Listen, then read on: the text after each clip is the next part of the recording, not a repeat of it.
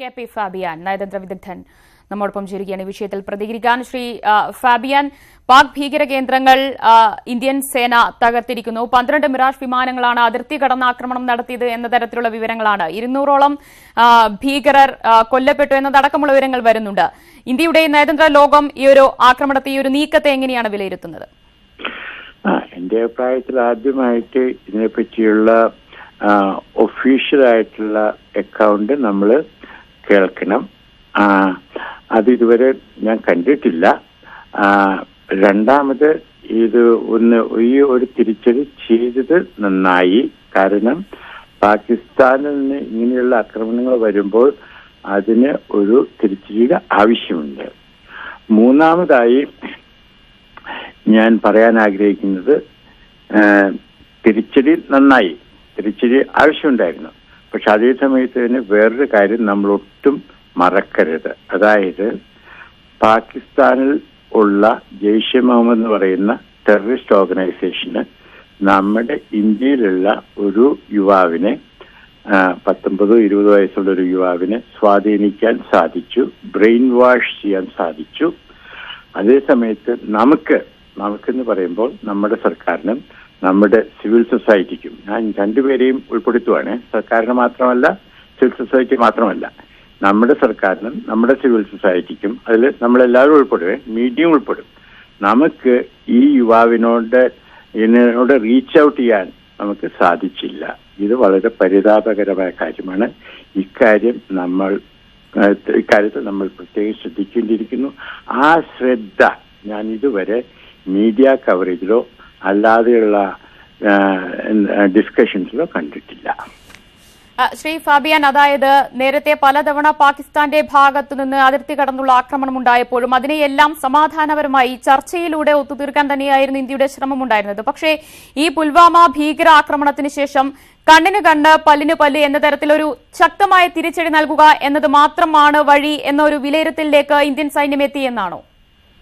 Indian സൈന്യം അതിൻ്റെതായ കടമ ചെയ്തു. ഞാൻ ഇന്ത്യൻ സൈന്യത്തിന്റെ കാര്യമല്ല പറയുന്നത്. ഞാൻ പറഞ്ഞത് നമ്മുടെ സർക്കാരിന്റെയും നമ്മുടെ സിവിൽ സൊസൈറ്റിയുടെയും നമ്മുടെ മീഡിയയുടെയും കർത്തവ്യത്തിന്റെ കാര്യമാണ് ഞാൻ പറഞ്ഞത്. ശരി, അപ്പോഴും ഇതിൽ ഈ ഒരു ആക്രമണത്തിൽ ഇനി പാക് സൈന്യത്തിന്റെ അവരുടെ ഒരു മറുപടി ഏത് രീതിയിലായിരിക്കും എന്നതും ഉയർന്നു വരുന്നൊരു ചോദ്യമായിരിക്കില്ലേ? അവർ ഒരുപക്ഷെ മറുപടി തന്നേക്കാം, ഒരുപക്ഷെ മറുപടി തന്നില്ലെന്ന് വന്നേക്കാം. പക്ഷേ അവർ മറുപടി തന്നാലും തന്നില്ലെങ്കിലും ഇത് ചെയ്യേണ്ടിയിരുന്നു എന്ന് മാത്രമേ ഞാൻ പറയുള്ളൂ. ശരി, നന്ദി ഫാബിയൻ പ്രതികരിച്ചതിന്. എം ഉണ്ണികൃഷ്ണൻ ചേരുകയാണ് ഒരിക്കൽ കൂടി. ഉണ്ണി, ഇതിൽ സ്ഥിരീകരിച്ച വിവരങ്ങൾ എന്തൊക്കെയാണ് ഏറ്റവും ഒടുവിൽ വന്നിരിക്കുന്നത്? 12 മിറാഷ് വിമാനങ്ങളാണ് ആക്രമണം നടത്തിയതെന്നാണ്. ഇതിൽ എത്രത്തോളം നാശനഷ്ടങ്ങൾ ഉണ്ടായി, എത്രത്തോളം ഭീകരർ കൊല്ലപ്പെട്ടു എന്നതടക്കമുള്ള വിവരങ്ങൾ പുറത്തു വന്നിട്ടുണ്ടോ?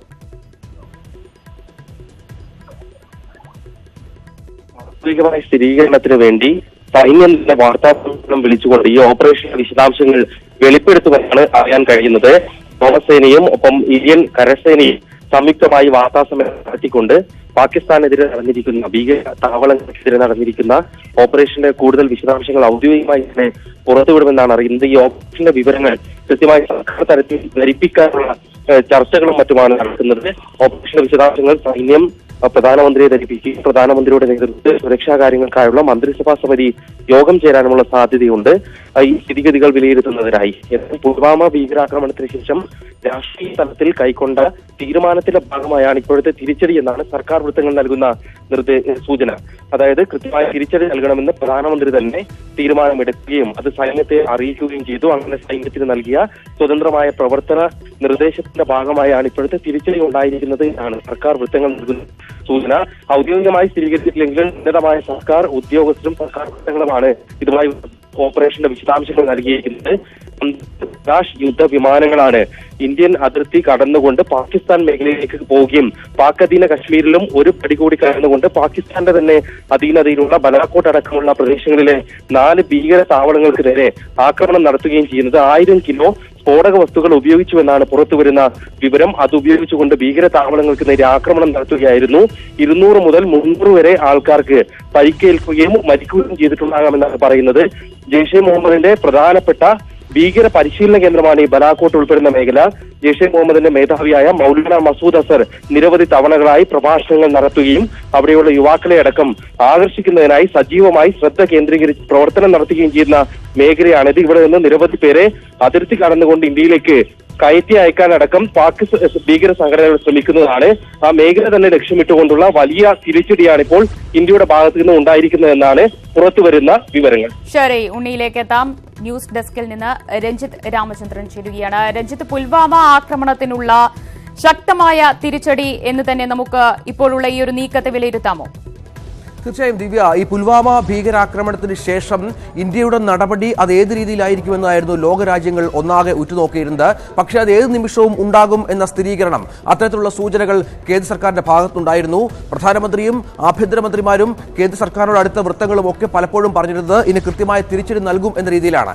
ഇന്ന് രാവിലെ 3 മണിയോടെയാണ് നേരത്തെ ഉണ്ണി പറഞ്ഞതുപോലെ അപ്രതീക്ഷിതമായി ഈ ആക്രമണം ഇന്ത്യയുടെ ഭാഗത്തുനിന്ന് ഉണ്ടായത്. പക്ഷേ അപ്രതീക്ഷിതമെന്ന് പറയുമ്പോഴും കൃത്യമായും കേന്ദ്ര സർക്കാരിന്റെ പ്രധാനമന്ത്രിയുടെ നേരിട്ടുള്ള നിർദ്ദേശപ്രകാരം അദ്ദേഹത്തിന്റെ നിയന്ത്രണത്തിൽ അദ്ദേഹത്തെ കാര്യങ്ങൾ ബോധിപ്പിച്ചുകൊണ്ട് തന്നെയായിരുന്നു ഇത്തരത്തിൽ ഒരു ആക്രമണത്തിന് സേന മുതിർന്നത് എന്നാണ് ഏറ്റവും പുതിയ വിവരങ്ങൾ പുറത്തുവരുന്നത്. പ്രത്യേകിച്ചും അല്പസമയം മുമ്പ് ഈ ആക്രമണത്തിന്റെ വിശദാംശങ്ങൾ പ്രധാനമന്ത്രിക്ക് കൈമാറിക്കഴിഞ്ഞു സേനാ മേധാവികൾ എന്നും അറിയുന്നു. അത് വെച്ച് നോക്കിയാൽ ഈ തിരിച്ചടിയുമായി ബന്ധപ്പെട്ട കൃത്യമായ വിവരങ്ങൾ കേന്ദ്ര സർക്കാരിന് അറിയാമായിരുന്നു. മോദി നേരിട്ട് ഇടപെട്ട് നിർദ്ദേശം നൽകിയാണ് ഈ തിരിച്ചടിയിലേക്ക് കാര്യങ്ങൾ പോയത് എന്നാണ് അറിയാൻ സാധിക്കുന്നത്. വളരെ പ്രധാനപ്പെട്ട ഒരു ആക്രമണം, നേരത്തെ സർജിക്കൽ സ്ട്രൈക്ക് എന്ന് പറഞ്ഞുണ്ടായ ആക്രമണത്തെക്കാളൊക്കെ അതിനപ്പുറത്തെ ആക്രമണമാണ് ഇപ്പോൾ ഉണ്ടായിരിക്കുന്നത്. ഏതാണ്ട് 300ഓളം പേർ കൊല്ലപ്പെട്ടു എന്ന രീതിയിൽ സ്ഥിരീകരിക്കാത്ത റിപ്പോർട്ടുകൾ പുറത്തു വരുന്നുണ്ട്. ഏതാണ്ട് 4ഓളം ഭീകര കേന്ദ്രങ്ങൾ പൂർണ്ണമായി നശിപ്പിച്ചു.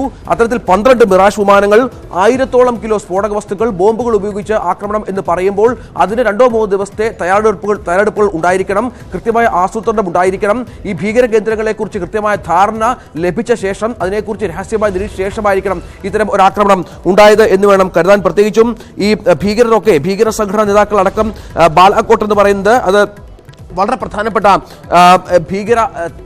ഭീകരസേനകളുടെ താവളമാണ്. അവിടെ അവർക്കൂടെ സ്വാധീനമുള്ള സ്ഥലമാണ്. അവിടെ ജെയ്ഷെ മുഹമ്മദ് തലവന്മാരടക്കം പലതവണ പ്രഭാഷണം നടത്തുന്ന ഒരു സ്ഥലം കൂടിയാണ്. ഈ അവരുമായി ബന്ധപ്പെട്ട അവരുടെ അനുകൂലികളെ കാര്യങ്ങൾ വ്യക്തമായി മനസ്സിലാക്കാനായി അവരെ വിളിച്ചു വരുത്തി പ്രസംഗമടക്കം ഇതുമായി ബന്ധപ്പെട്ട നിർദ്ദേശങ്ങളടക്കം നൽകുന്ന ഒരു പ്രധാന സ്ഥലമാണ്, തന്ത്രപ്രധാനമായ ഭീകര സംബന്ധിച്ച സ്ഥലമാണ് ഈ ബലാക്കോട്ട് എന്ന് പറയുന്നത്. അവിടെയാണ് കൂടുതലായി ആക്രമണം ഉണ്ടായിരിക്കുന്നത് എന്ന് പറയുമ്പോൾ അത്തരത്തിൽ വളരെ ആസൂത്രിതമായ രീതിയിൽ തന്നെയാണ് ഇന്ത്യ ഇപ്പോൾ തിരിച്ചടിച്ചിരിക്കുന്നത് എന്ന് തന്നെ വേണം നമുക്ക് പറയാൻ. നേരത്തെ പറഞ്ഞതുപോലെ കേന്ദ്രവുമായി ബന്ധപ്പെട്ട് ഇതൊരു അഭിമാന പ്രശ്നമായിരുന്നു. പാകിസ്ഥാന്റെ നിരന്തരമായ ആക്രമണം, അതിൽ നമ്മുടെ ജവാന്മാർ കൊല്ലപ്പെടുന്ന സാഹചര്യം, അതൊക്കെ സർക്കാരിനെ പ്രതിരോധത്തിലാക്കിയ ഒരു പശ്ചാത്തലവും സാഹചര്യവും ഒക്കെ ഉണ്ടായിരുന്നു. അതിനെ അതിജീവിക്കുക, അതിന് മറുപടി കൊടുക്കുക, ലോകരാജ്യങ്ങളെ ആദ്യം കാര്യം പറഞ്ഞ് ബോധ്യപ്പെടുത്തുക, തങ്ങൾക്കൊപ്പം നിർത്തുക, അതിനുശേഷം പാകിസ്ഥാനെ ഒറ്റപ്പെടുത്തി ആക്രമണം നടത്തുക എന്ന രീതിയിൽ തന്നെയാണ് കാര്യങ്ങൾ കൈകാര്യം ചെയ്യുന്നത്. അമേരിക്ക അടക്കമുള്ളവരുമായി ഈ വിഷയത്തിൽ നേരത്തെ അമേരിക്കയെ അടക്കം ഈ ആക്രമണവുമായി ബന്ധപ്പെട്ട കാര്യങ്ങൾ ധരിപ്പിച്ചിരുന്നു. ഏത് നിമിഷവും ഇന്ത്യ ഇത്തരത്തിൽ ഒരു ആക്രമണത്തിന് തയ്യാറാകും, പൂർണ്ണ പിന്തുണ വേണം എന്ന രീതിയിൽ കാര്യങ്ങൾ ധരിപ്പിച്ചിരുന്നു എന്ന രീതിയിലും സൂചനകൾ പുറത്തു വരുന്നുണ്ട്. ഏതായാലും ലോകരാഷ്ട്രങ്ങളുടെ പിന്തുണ പൂർണ്ണമായും ആർജിച്ചു തന്നെയാണ് ഒരുപക്ഷെ ചൈന മാറുന്നേക്കാം ഈ ആക്രമണത്തിന് ഇന്ത്യ തയ്യാറായത് എന്നാണ് ഏറ്റവും പുതിയ വിവരം പുറത്തു വരുന്നത്. അതുകൊണ്ട് തന്നെ വളരെ തന്ത്രപ്രധാനമായ രീതിയിൽ ഭീകര കേന്ദ്രങ്ങൾ തകർത്ത് ഏതാണ്ട് 300ഓളം പേരെ കൊലപ്പെടുത്തുകയോ പരിക്കേൽപ്പിക്കുകയോ ചെയ്യുക എന്ന് പറഞ്ഞാൽ വളരെ പ്രധാനപ്പെട്ട ഒരു ആക്രമണം ഇന്ത്യ നടത്തിയിരിക്കുന്നു. വരും മണിക്കൂറുകളിൽ മാത്രമേ കൃത്യമായ ഇതിന്റെ സൂചനകൾ പുറത്തു വരുന്നുള്ളൂ. എന്തായാലും ഇത് സ്ഥിരീകരണം വരേണ്ടതുണ്ട്. കേന്ദ്ര സർക്കാരുമായി ബന്ധപ്പെട്ട്, സൈന്യവുമായി ബന്ധപ്പെട്ട് വാർത്താ സമ്മേളനം വിളിക്കേണ്ടതുണ്ട്. അത്തരത്തിൽ പ്രധാനപ്പെട്ട കാര്യങ്ങൾ ഇനിയുള്ള മണിക്കൂറുകളിൽ സംഭവിക്കും. ഏതായാലും ദിവ്യ, വളരെ പ്രധാനപ്പെട്ട ഒരു സംഭവം ഉണ്ടായിരിക്കുന്നു. നമ്മൾ നേരത്തെ പ്രതീക്ഷിച്ചതുപോലെ തന്നെ ഇന്ത്യ തിരിച്ചടിച്ചിരിക്കുന്നു. പാകിസ്ഥാൻ നിശബ്ദമായിരിക്കുന്നു. ആദ്യം പാകിസ്ഥാന്റെ ഭാഗത്തു നിന്നാണ് ഇതുമായി ബന്ധപ്പെട്ട പ്രതികരണം വന്നിരുന്നത്. അവർ പറഞ്ഞത് ഇന്ത്യ അതിർത്തി കടന്ന് ആക്രമിച്ചു, തങ്ങൾ പ്രത്യാക്രമണം നടത്തിയപ്പോൾ തിരിച്ചുപോയി വിമാനങ്ങൾ എന്ന രീതിയിലാണ്. പക്ഷേ ഇപ്പോൾ കാര്യങ്ങൾ അങ്ങനെയല്ല. കൃത്യമായി തന്നെ ഇന്ത്യ ഉദ്ദേശിച്ച കാര്യങ്ങൾ നടപ്പാക്കിയിരിക്കുന്നു. ഭീകര കേന്ദ്രങ്ങൾക്കെതിരെ ശക്തമായ രൂക്ഷമായ ആക്രമണം ഇന്ത്യയുടെ ഭാഗത്തുണ്ടായിരിക്കുന്നു എന്ന് തന്നെയാണ് ഇപ്പോൾ പുറത്തുവരുന്ന വിവരങ്ങൾ. ദിവ്യ, രഞ്ജിത്ത്, ഇതിൽ തുടക്കത്തിൽ പാക് സൈനിക വക്താവ് നൽകിയ ട്വീറ്റ് എന്ന് പറയുന്നത് ഇന്ത്യൻ വിമാനങ്ങൾ അതിർത്തി കടക്കാൻ ശ്രമിച്ചു, പക്ഷേ ശക്തമായ ചെറുത്തുനിൽപ്പിനെ തുടർന്ന് അവർ തിരിച്ചുപോയി എന്നതായിരുന്നു സൈനിക വക്താവ് ആദ്യം പറഞ്ഞത്. എന്നാൽ അങ്ങനെയല്ല, ഇന്ത്യ ആസൂത്രണം ചെയ്ത് ഭീകര കേന്ദ്രങ്ങൾക്ക് നേരെ ആക്രമണം നടത്തുകയായിരുന്നു എന്ന വ്യക്തമായ വിവരങ്ങൾ തന്നെ ഈ നിമിഷം പുറത്തു വരുന്നു എന്നല്ലേ? മാത്രമല്ല ശക്തമായ ആക്രമണം തന്നെയായിരുന്നു. അതെ, ഈ ആക്രമണത്തെക്കുറിച്ച് പുറം ലോകം അറിയുന്നത് തന്നെ അത്തരത്തിൽ ആണ് എന്ന് വേണം കരുതാൻ. കാരണം പാക് സേനയുടെ ഒരു ട്വീറ്റ് വരുന്നു, ഇന്ത്യയുടെ വിമാനങ്ങൾ തങ്ങളുടെ അതിർത്തി ലംഘിച്ചു, ഇത് സിംല കരാറിന്റെ ലംഘനമാണ്, അതിർത്തി ലംഘിച്ച് ആക്രമിക്കാൻ വന്നു, തങ്ങൾ പ്രത്യാക്രമണം നടത്തിയപ്പോൾ ഈ വിമാനങ്ങൾ തിരിച്ചുപോയി എന്ന രീതിയിൽ. പക്ഷേ പിന്നീടാണ് ഇതുമായി ബന്ധപ്പെട്ട കൃത്യമായ വിവരങ്ങൾ പുറത്തു വരുന്നത്. നേരത്തെ ആസൂത്രണം ചെയ്ത് പാകിസ്ഥാനിലെ അതിർത്തിയിലുള്ള ഭീകരവിരുദ്ധ കേന്ദ്രങ്ങൾ ആക്രമിക്കാനായി അതിന് കൃത്യമായി 4 കേന്ദ്രങ്ങൾ തിരഞ്ഞെടുത്ത് ഇന്ത്യയുടെ 12ഓളം പോർ വിമാനങ്ങൾ, അത് ഏതാണ്ട് 1000 കിലോ സ്ഫോടക വസ്തുക്കൾ, ബോംബുകൾ ഉപയോഗിച്ചു എന്ന് പറയുമ്പോൾ എത്ര ആസൂത്രണം അതിനുണ്ടായിരുന്നു എന്ന് നമുക്ക് മനസ്സിലാക്കണം. പ്രത്യേകിച്ചും ഈ ഭീകരരായ ഏതാണ്ട് 300ഓളം പേർ, 200നും 300നും ഇടയ്ക്കാണ് കാഷ്വാലിറ്റി എന്നാണ് സർക്കാരിന്റെ ഒരു കണക്ക് പുറത്തു വന്നിരിക്കുന്നത്. പക്ഷേ അത് സ്ഥിരീകരണമൊക്കെ വരുന്ന മണിക്കൂറുകളിലേ വരികയുള്ളൂ. ആ ഭാഗത്തുള്ള എല്ലാ ഫോൺ സംവിധാനങ്ങളും നിശ്ചലമായിരുന്നു, വാർത്താവിനിമയ ബന്ധങ്ങളൊക്കെ നിശ്ചലമായിരുന്നു. ഞാൻ നേരത്തെ പറഞ്ഞ പോലെ ഈ ബലാക്കോട്ട് തന്നെയാണ് ഇന്ത്യ കൃത്യമായും തിരഞ്ഞെടുത്തിരുന്ന ഒരു ടാർഗറ്റ്. അവിടെ ഭീകര കേന്ദ്രങ്ങളുണ്ട്. ഈ ജെയ്ഷെ മുഹമ്മദ് പ്രവർത്തകർ തമ്പടിക്കുന്ന ഒരു പ്രത്യേക സ്ഥലമാണ്. 212 മിറാജ് അടക്കമുള്ള വലിയ ഒരു സന്നാഹത്തോടു കൂടി ഇന്ത്യയുടെ ഏറ്റവും പ്രധാനപ്പെട്ട, നമുക്കറിയാം, വിമാനം, ഈ പറഞ്ഞ പോലെ ബോംബിംഗ് ഒക്കെ ഉപയോഗിക്കുന്ന വിമാനമാണ് ഈ മിറാജ് വിമാനങ്ങൾ. അത് കൃത്യമായ ആസൂത്രണത്തോടുകൂടി തന്നെ ടാർഗറ്റ് നിശ്ചയിച്ച് നടത്തിയ ഒരു ആക്രമണം. ഒരുപക്ഷെ അത് പാകിസ്ഥാനിൽ ഒരു അമ്പരപ്പുണ്ടാക്കിയിരിക്കാം. ഇത്ര പെട്ടെന്ന് ഇങ്ങനെ പ്രത്യാക്രമണം, പ്രത്യേകിച്ചും ലോകരാജ്യങ്ങളുടെ ഭാഗത്തു നിന്നൊക്കെ അവർ ഒരു പിന്തുണയ്ക്ക് ശ്രമിക്കുന്ന ഒരു സാഹചര്യത്തിൽ ഇന്ത്യ അതിന് മുതിരില്ല എന്ന ഒരു രീതിയിലുള്ള ചില ആത്മവിശ്വാസം അവർക്കുണ്ടായിരുന്നു. അതിനെ തകർത്തുകൊണ്ട് വളരെ കൃത്യമായി തന്നെ രാവിലെ വെളുപ്പിനെ 3:30 മണിക്ക് ഇന്ത്യ അറ്റാക്ക് ചെയ്തിരിക്കുന്നു പാകിസ്ഥാനിലെ ഭീകര കേന്ദ്രങ്ങൾ എന്ന് പറയുമ്പോൾ ഇത് ഇതുവരെ ഉണ്ടാകാത്ത തരത്തിലുള്ള ഒരു നടപടിയാണ് ഇന്ത്യയുടെ ഭാഗത്ത് നിന്ന്. നമ്മുടെ ജവാന്മാർ കൊല്ലപ്പെട്ടപ്പോൾ, ഏതാണ്ട് 40ഓളം ജവാന്മാർ കൊല്ലപ്പെട്ടപ്പോൾ, വീണ്ടും ഭീകരാക്രമണങ്ങൾ തുടർച്ചയായി കശ്മീരിൽ നടക്കുമ്പോൾ, ഈ അടുത്ത സമയത്ത് നമുക്കറിയാം മേജർ അടക്കം 4 പേർ കൂടി കൊല്ലപ്പെട്ടിരുന്നു. ഭീകരർ വീണ്ടും നുഴഞ്ഞു കയറാനുള്ള സാഹചര്യം ഉണ്ടാകുന്നു എന്ന രീതിയിൽ കാര്യങ്ങൾ പുറത്തു വരുമ്പോൾ അതിനെതിരെ ശക്തമായ തിരിച്ചടി നൽകുക എന്ന കേന്ദ്ര സർക്കാരിന്റെ തീരുമാനം, അത് അവർ ഞാൻ നേരത്തെ പറഞ്ഞ പ്രതിരോധത്തിലായ സാഹചര്യമൊക്കെ ഉണ്ടായിരുന്നു. പ്രത്യേകിച്ചും BJP സർക്കാർ അധികാരത്തിൽ വന്നതിനു ശേഷം കശ്മീരിൽ മരണം കൂടുന്നു എന്ന രീതിയിലുള്ള കാര്യങ്ങൾ പുറത്തു വന്നിരുന്നു. കൂടുതൽ സൈനികർ മരിക്കുന്നു എന്ന രീതിയിലുള്ള കാര്യങ്ങൾ പുറത്തു വന്നിരുന്നു. അതിന് കൃത്യമായ തിരിച്ചടി നൽകുക, അത് നരേന്ദ്രമോദി നേരിട്ട് തന്നെ ഇടപെട്ട് ഈ സേനാ ഉദ്യോഗസ്ഥരുമായി സംസാരിച്ച് കാര്യങ്ങൾ തയ്യാറാക്കി 2-3 ദിവസത്തെ ആസൂത്രണം ഉണ്ടായിരുന്നു എന്നാണ് അറിയാൻ. അതിൽ ലോകരാജ്യങ്ങളിൽ ഇന്ത്യയെ പിന്തുണയ്ക്കുന്ന അമേരിക്കയെ പോലുള്ള ലോകരാജ്യങ്ങളെ ഈ വിവരം സൂക്ഷ്മമായ രീതിയിൽ അറിയിച്ചിരുന്നു. തങ്ങൾ അറ്റാക്ക് ചെയ്യും, പക്ഷേ അത് എപ്പോഴാണ് എന്ന കാര്യത്തിൽ വിവരം പുറത്തുവിട്ടിരുന്നില്ല. നേരത്തെ ചെയ്തതുപോലെ തന്നെ ഒരു സർജിക്കൽ സ്ട്രൈക്ക്, 2ാം സർജിക്കൽ സ്ട്രൈക്ക്, പക്ഷേ അതിന് കുറച്ചുകൂടി ശക്തമായ ഭീകരമായ, ഈ പറഞ്ഞതുപോലെ ഭീകര കേന്ദ്രങ്ങൾ തകർക്കുക എന്ന കുറിച്ച് ശക്തമായ തിരിച്ചടി കൊടുക്കുക എന്ന ഉദ്ദേശം ഇന്ത്യക്കുണ്ടായിരുന്നു. ആ തരത്തിൽ കാര്യങ്ങൾ പ്രാവർത്തികമാക്കിയിരിക്കുന്നു. കൃത്യമായി ആസൂത്രണം ചെയ്ത് ഏതാണ്ട് ഭീകര കേന്ദ്രങ്ങൾ 4ഓളം സ്ഥലങ്ങളിൽ പൂർണ്ണമായും കാര്യങ്ങൾ നടപ്പാക്കിയിരിക്കുന്നു. വരും ദിവസങ്ങളിലും പാകിസ്ഥാൻ പേടിക്കണമെന്ന് തന്നെയാണ് വാർത്തകൾ പുറത്തു വരുന്നത്. ഇനിയും ഉണ്ടായിരിക്കാം. ഇനി പാകിസ്ഥാന്റെ ഭാഗത്തുള്ള നീക്കം എങ്ങനെയായിരിക്കും, അവർ ഈ വിഷയത്തെ കൈകാര്യം ചെയ്യാൻ പോകുന്ന കാര്യങ്ങൾ എങ്ങനെയായിരിക്കും എന്നതൊക്കെ ഇനിയുള്ള ഓരോ നിമിഷവും വളരെ പ്രധാനപ്പെട്ടതാണ്. ദിവ്യ, ഏതായാലും ഇന്ത്യ തിരിച്ചടിച്ചിരിക്കുന്നു. ഏതാണ്ട് 300ഓളം ഭീകരരെ കൊന്നിരിക്കുന്നു എന്ന രീതിയിൽ വാർത്തകൾ പുറത്തു വരുന്നു. പരിക്കേറ്റവരുടെ എണ്ണം ഇതിൽ 10 മടങ്ങ് വരും എന്ന രീതിയിൽ വാർത്തകൾ പുറത്തു വരുന്നു. ഏതായാലും 4 പ്രധാന കേന്ദ്രങ്ങൾ ഇന്ത്യ തകർത്തിരിക്കുന്നു എന്ന ഏറ്റവും പ്രധാനപ്പെട്ട വാർത്തയാണ് ഈ മണിക്കൂർ ശ്രീലാലിലേക്ക് ഒരിക്കൽ കൂടി. ശ്രീലാൽ, പുൽവാമ ഭീകരാക്രമണത്തിന് ശേഷം ഇന്ത്യ അമേരിക്ക അടക്കമുള്ള ലോകരാജ്യങ്ങളുടെ പിന്തുണ തേടിയിരുന്നു. പാകിസ്ഥാനെ ഒറ്റപ്പെടുത്തണമെന്ന തരത്തിലേക്ക് അടക്കം ഇന്ത്യ ആവശ്യപ്പെട്ടിരുന്നു. പക്ഷേ ഈ രീതിയിൽ അടിക്ക് തിരിച്ചടി എന്ന തരത്തിലുള്ള നീക്കത്തെ മറ്റു രാജ്യങ്ങളടക്കം ഏത് രീതിയിൽ പിന്തുണയ്ക്കും, അവർ ഏത് രീതിയിൽ പ്രതികരിക്കുമെന്നതും ചോദ്യം ചെയ്യുന്ന, അല്ലെങ്കിൽ ഉയർന്നു വരുന്ന ഒരു ചോദ്യം തന്നെയല്ലേ? ദിവ്യ, ഇന്ത്യ എല്ലാ കാലത്തും എടുത്തിരുന്ന നിലപാട് ഇന്ത്യയുടെ അതിർത്തി കാക്കാൻ, ഇന്ത്യയുടെ പൗരന്മാരെ സംരക്ഷിക്കുന്നതിന് ഏത് രീതിയിലുള്ള നടപടികളും ഇന്ത്യ പ്രയോഗിക്കുമെന്ന് തന്നെയായിരുന്നു. കഴിഞ്ഞ ദിവസം American president Donald Trump India തിരിച്ചടിക്കാൻ സാധ്യതയുണ്ട്, ഇന്ത്യയും പാകിസ്ഥാൻ അതിർത്തിയിൽ അതീവ ഗുരുതരമായ സാഹചര്യമാണുള്ളത് എന്ന് പറഞ്ഞപ്പോഴും ഇന്ത്യ അതിനോട് പ്രതികരിച്ചത് ഇന്ത്യയുടെ അഭിമാനം കാക്കാൻ, ഇന്ത്യൻ പൗരന്മാരെ കാക്കാനുള്ള ഏത് നടപടിയും ഇന്ത്യ സ്വീകരിക്കുമെന്ന് തന്നെയായിരുന്നു. അതുകൊണ്ട് തന്നെ ഇത്തരം നടപടികളിൽ നമ്മൾ ഒരിക്കലും രാജ്യാന്തര തലത്തിലോ അല്ലെങ്കിൽ മറ്റു നയതന്ത്ര തലത്തിലോ എന്താകും പ്രതികരണം എന്ന് ആലോചിച്ച് അല്ലെങ്കിൽ അതുകൂടി കണക്കിലെടുത്താകില്ല തീരുമാനം. പക്ഷെ അപ്പോഴും രാജ്യാന്തര തലത്തിലുള്ള നിലപാടുകൾ അനുകൂലമാക്കാനുള്ള ചില നടപടികളെങ്കിലും സ്വീകരിക്കുമെന്ന കാര്യം കൂടി നമ്മൾ എടുത്തു പറയേണ്ടതുണ്ട്. അത്തരത്തിലുള്ള നടപടികൾ സ്വീകരിച്ച ശേഷം തന്നെയാണ് ഇന്ത്യ ഇപ്പോൾ ഈ നിലപാടെടുത്തിരിക്കുന്നതും ഈ നടപടി സ്വീകരിച്ചിരിക്കുന്നതും. എന്തായാലും ഇന്ത്യക്ക് ഇനിയിപ്പോൾ രാജ്യാന്തര തലത്തിൽ അവിടെ ഇന്ത്യ ആക്രമിച്ചത് ഭീകര ക്യാമ്പുകളാണ് എന്ന് വ്യക്തമാക്കുന്ന തെളിവുകൾ നൽകുക എന്നുള്ളതാണ് ഇന്ത്യയുടെ അടുത്ത നടപടിയായി ഇന്ത്യ സ്വീകരിക്കാൻ പോകുന്നത്.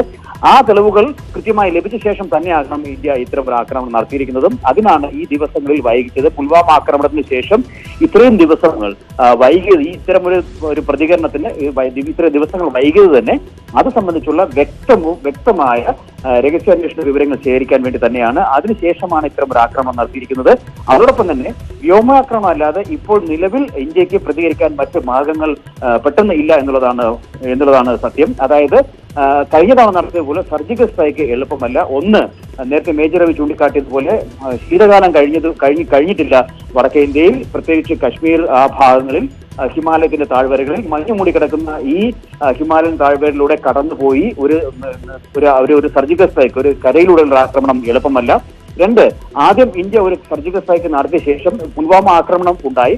അതിനുശേഷം ഈ പുൽവാമ ആക്രമണത്തിന് ശേഷം അതിർത്തിയിലുള്ള ഭീകര ക്യാമ്പുകൾ പാകിസ്ഥാൻ സർക്കാർ തന്നെ ഒഴിപ്പിച്ചിരുന്നു. അതായത് ഇന്ത്യ ഒരു കരയിലൂടെ ഒരു ആക്രമണം നടത്താനുള്ള സാധ്യത മുന്നിൽ കണ്ടു തന്നെയാണ് ഈ അതിർത്തിക്കടുത്തുണ്ടായിരുന്ന ഭീകര ക്യാമ്പുകൾ പാകിസ്ഥാൻ സർക്കാർ തന്നെ ഒഴിപ്പിച്ചു മാറ്റിയത്.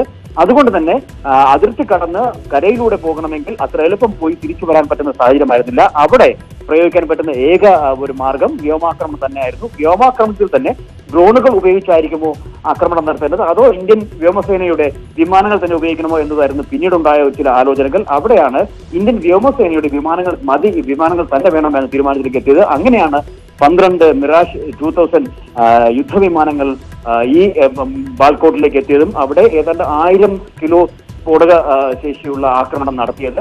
200-250 കിലോ ആണ് പുൽവാമ ആക്രമണത്തിനായി ഈ ഭീകരർ ഉപയോഗിച്ചത്. അതിന്റെ എത്രയോ ഇരട്ടി പ്രകടനശേഷിയിൽ നമ്മൾ തിരിച്ചടിച്ചിരിക്കുന്നു. തീർച്ചയായും ഇത് തന്നെയാണ് ഏറ്റവും അനുയോജ്യമായ സമയമെന്ന് കേന്ദ്ര സർക്കാരും മറ്റും തീരുമാനിച്ചതിന്റെ കാരണങ്ങൾ പലതാണ്. ഒന്ന്, ഇന്ത്യയിൽ ലോകത്ത് തന്നെ ഏറ്റവും വലിയ ജനാധിപത്യ പ്രക്രിയയിലേക്ക് ഇന്ത്യ കടക്കാൻ പോവുകയാണ്, തെരഞ്ഞെടുപ്പിലേക്ക് കടക്കാൻ പോവുകയാണ്. അങ്ങനെ ഒരു സാഹചര്യത്തിൽ അതിനു മുമ്പ് കാര്യങ്ങൾ തീരുമാനിക്കേണ്ടതുണ്ട്, അതിനു മുമ്പ് കാര്യങ്ങൾ നടപ്പിലാക്കേണ്ടതുണ്ട്. അല്ലാത്ത പക്ഷം അടുത്ത സർക്കാർ വരുന്നവരെ കാത്തിരിക്കേണ്ടി വരും. അങ്ങനെ ഒരു സാഹചര്യം ഇപ്പോഴത്തെ നിലയിൽ അങ്ങനെ ഒരു സാഹചര്യത്തിലേക്ക് കാര്യങ്ങൾ വിട്ടുകൊടുക്കാൻ തയ്യാറല്ലായിരുന്നു. അല്ലെങ്കിൽ അങ്ങനെ വരുമ്പോൾ ഇത്രയും വൈകിയുള്ള ഒരു നടപടിയിലേക്ക് കാര്യങ്ങൾ നീക്കാനും പറ്റില്ല.